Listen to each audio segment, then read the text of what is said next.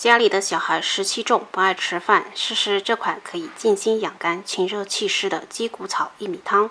准备1小把鸡骨草，倒入清水提前浸泡10分钟。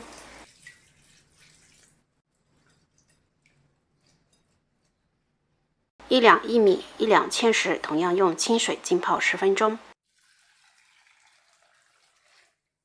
泡好的鸡骨草倒掉水，重新吸上清水，多清洗几遍，清洗干净。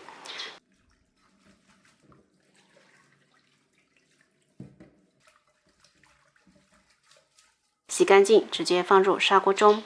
泡好的芡实同样将水倒掉，同样吸上清水，多清洗几遍，清洗干净。洗干净，放入砂锅中待用。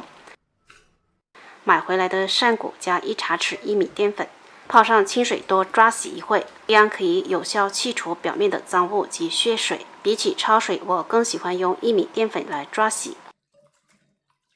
洗干净的骨头直接丢砂锅中，倒入适量的清水，盖上盖子，大火烧开。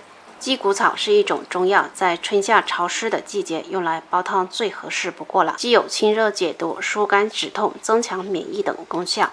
烧开后撇去表面的浮沫，盖上盖子，转小火机器煲1小时。煲好之后就可以开始调味了，可以尝一尝够不够味，再来调整盐的分量。这款汤大人小孩都非常适合喝。好了，这期视频就分享到这里，喜欢的朋友可以在家试一下，拜拜。